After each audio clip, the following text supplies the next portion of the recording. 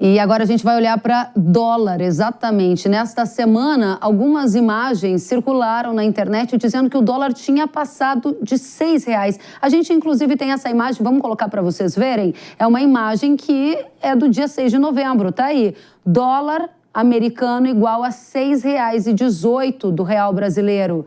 Esta informação não é verdadeira. Foi um erro da plataforma Google, mas se espalhou pelas redes sociais e muita gente achou que, de fato, o dólar tinha ultrapassado esse valor simbólico dos R$6. Isso ainda não aconteceu. Nesta sexta-feira, o dólar operou ao redor de R$ 5,80. Um dos grandes estresses que justifica essa alta do dólar, além, claro, das perspectivas de mudança com a nova era Trump, é o aumento dos gastos públicos aqui no Brasil e a falta de uma solução para o problema fiscal.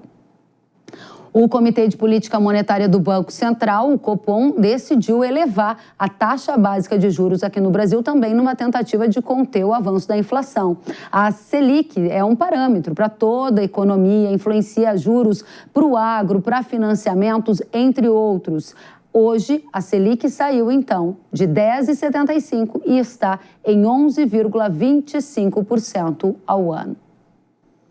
A inflação também subiu e está fechando com alta, né? Subiu em outubro, segundo o IBGE. No grupo habitação, o destaque foi a alta da energia elétrica. Nos alimentos, o destaque foi para a alta das carnes. Nos últimos 12 meses, inflação acumulada de 4,76%, acima da meta estabelecida pelo governo, que é de 4,5%.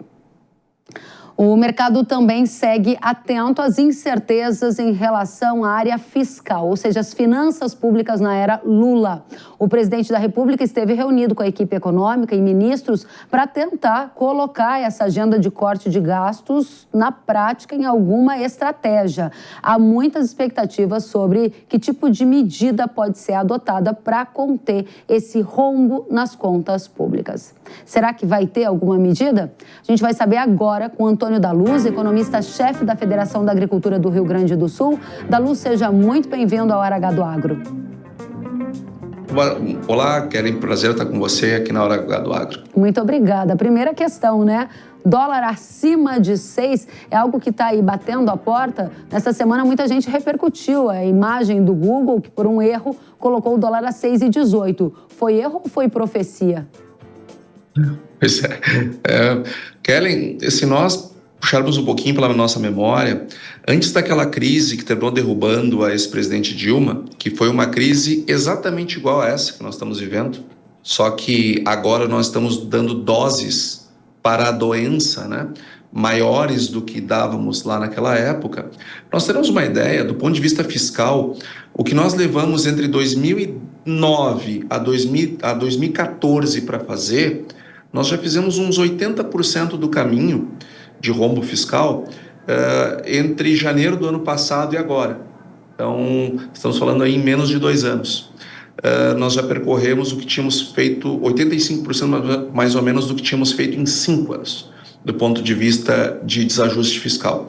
Hoje nós estamos com resultado nominal em déficit que é pior do que no tempo da pandemia, só que sem ter pandemia. No tempo que nós estávamos fechando tudo, enfim. Então, é de fato uma situação muito grave. E aí, quando a gente olha para o câmbio, que é o seu ponto, lá antes de 2000... Lembra quanto é que era o câmbio lá em 2014? Era 2,30. E com a crise, foi para 4, depois foi para 5. Então, se nós estourarmos uma crise fiscal de novo... sinceramente, eu não tenho medo que ele vá passar de 6, eu tenho medo que ele vá passar de bem mais do que 6, se nós vivermos uma crise fiscal de novo. Por isso a importância do governo federal ter prudência, ter cautela, ter responsabilidade com o país, porque hoje nós estamos com uma inflação fora do teto da meta por causa dos impulsos fiscais. Nós estamos gerando, sim, crescimento econômico até acima do que era o esperado.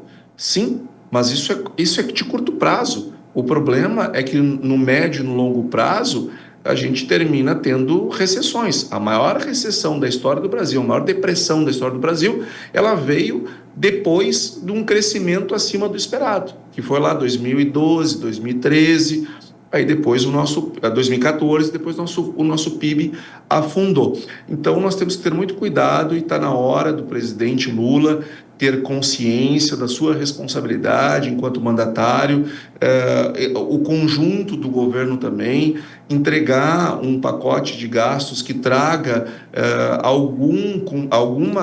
alguma saída fiscal para o país. Eu não estou esperando, sinceramente, um pacote ótimo, eu estou esperando no máximo um pacote bom, mas bom o suficiente de não nos jogar no abismo de novo. Agora, Daluz, eu te perguntava se dólar acima de 6, como o Google mostrou de maneira equivocada que isso tinha acontecido nessa semana, é uma profecia ou é um erro. Você já indicou parte da resposta, dizendo que poderia ser uma profecia, pelo que eu entendi, porque se as contas não forem ajustadas, o dólar ultrapassaria 6 e talvez encontraria um novo número muito mais alto do que isso. Me corrija se eu entendi errado. Me conta, esse pacote que o governo está dizendo que estuda fazer, ele resolve o problema de uma taxa de câmbio subindo? Porque todo mundo que está nos ouvindo aqui é impactado pelo dólar, seja no preço dos alimentos, seja porque vai viajar, seja porque vai exportar alimento. Por que o dólar sobe tanto? É só porque o governo está gastando muito, tem outros fatores, e o só é entre aspas, tá? E a gente tem alguma luz no fim do túnel? Por exemplo, o juro aumentou aqui, caiu nos Estados Unidos. Isso pode trazer mais dólar para cá e diminuir a taxa do dólar? Quando os Estados Unidos reduz a taxa de juros por lá, isso é um efeito baixista para o câmbio. E ainda assim nós estamos subindo o câmbio aqui no Brasil. Porque o que está acontecendo? O governo está nos levando em direção ao abismo fiscal. E a uma crise econômica severa, que é a consequência dos abismos fiscais. De novo, há menos de 10 anos nós vivemos a mesma coisa. Nós precisamos aprender com o nosso passado. Se a gente não consegue aprender com o passado longo, pelo menos com o curto, nós brasileiros precisamos aprender. Num abismo fiscal que traz crise econômica, ninguém quer ter a moeda do país que está em crise. Se prefere ter uma moeda forte na mão. Então, por isso que o câmbio ele se eleva em circunstâncias como essa. Lá atrás, nós começamos a dizer, governo, ajusta as contas porque vai gerar inflação. O Banco Central faz muitos meses que nas suas atas e nos seus comunicados ele vem dizendo esse desajuste fiscal está fazendo com que a potência da política monetária ela não seja o suficiente, está apertando o hiato de produto. Faz muito tempo que o Banco Central vem tecnicamente e unanimemente avisando o governo que nós chegaríamos no ponto que nós estamos. Estamos agora com inflação. Para combater a inflação, nós temos que subir os juros. Ao subir os juros, a gente trava a economia. Então, ou seja, quanto mais cedo o governo equilibrar as contas públicas, a curva de crescimento da inflação será menor e o teto também. E, consequentemente, o teto da Selic será menor. Agora, se o governo continua gastando acima do equilíbrio macroeconômico, gerando esse impulso fiscal, nós vamos ter inflações cada vez mais elevadas e a consequência será Selics cada vez mais elevadas e a consequência na nossa vida é que o fundo do poço econômico vai ficando cada vez mais fundo. Previsões não muito animadoras, Antônio Daluz. A gente vai continuar te chamando para atualizar esse cenário e a gente espera que algo seja feito para melhorar, porque a gente não quer conhecer esse fundo cada vez mais fundo que você nos alertou. Antônio Daluz, que é economista-chefe da Federação da Agricultura do Rio Grande do Sul, obrigada pela presença, volte sempre.